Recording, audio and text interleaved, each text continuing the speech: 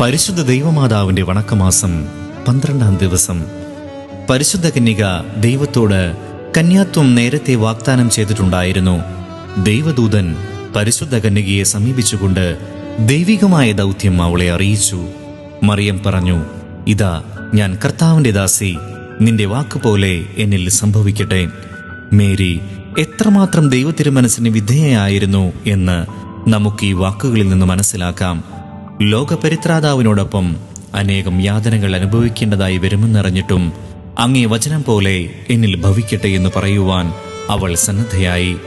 മിശിഹായുടെ പരസ്യ ജീവിതത്തിലും പീഠാസഹനത്തിലും കാൽവരിയിലും അവൾ നിന്റെ വചനം പോലെ എന്നിൽ ഭവിക്കട്ടെ എന്ന വാക്കുകൾ ആവർത്തിച്ചിട്ടുണ്ടാകണം.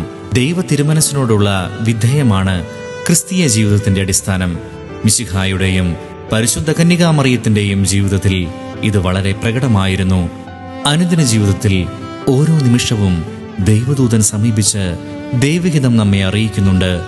ദൈവപ്രമാണങ്ങൾ, തിരുസഭയുടെ കൽപ്പനകൾ, മേലധികാരികളുടെ നിർദ്ദേശങ്ങൾ, ജീവിത ചുമതലകൾ എന്നിവയിലൂടെ നാം മനസ്സിലാക്കി പ്രവർത്തിക്കുന്നെങ്കിൽ നമുക്ക് ഉത്തമമായി ദൈവസേവനവും സഹോദര സേവനവും നിർവഹിക്കുവാൻ കഴിയും.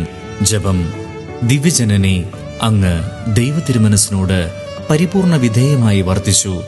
എല്ലാ നിമിഷത്തിലും അതുമാത്രമായിരുന്നു അവിടുത്തെ ജീവിത നിയമം. മനുഷ്യാവതാരത്തിന് സമ്മതം നൽകിയപ്പോൾ മുതൽ കാൽവരിയിലെ കുരിശിന് സമീപം നിൽക്കുമ്പോഴും അതിനുശേഷവും അവിടുന്ന് സദാ ദൈവതിരുമനസ് നിറവേറ്റിയതാണ്. അവിടുത്തെ മഹത്വത്തിന് നിദാനമെന്ന് ഞങ്ങൾ മനസ്സിലാക്കി. ദൈവമാതാവേ, അങ്ങേ വത്സല മക്കളായ ഞങ്ങളും ദൈവതിരുമനസ്സിന് പരിപൂർണമായി വിധേയരായി ജീവിക്കാനുള്ള അനുഗ്രഹം നൽകണമേ. ജീവിത ക്ലേശങ്ങളിലും പ്രലോഭനങ്ങളുടെ തിരകൾ അലയടിച്ചു ഉയരുമ്പോഴും രോഗങ്ങളും യാതനകളും അനുഭവപ്പെടുമ്പോഴും ദൈവതിരുമനസ്സാകുന്ന ദീപശിഖ ഞങ്ങൾക്ക് മാർഗദർശനം അരുളുവാൻ അങ്ങ് സഹായിക്കണമേ. സുഹൃതജപം. ദൈവതിരുമനസ്സിന് സ്വയം അർപ്പിച്ച ദൈവമാതാവേ, ദൈവതിരുമനസ്സനുസരിച്ച് ജീവിക്കുവാൻ ഞങ്ങളെ സഹായിക്കണമേ. ദൈവതിരുമനസ്സിന് സ്വയം അർപ്പിച്ച ദൈവമാതാവേ, ദൈവതിരുമനസ്സനുസരിച്ച് ജീവിക്കുവാൻ ഞങ്ങളെ സഹായിക്കണമേ.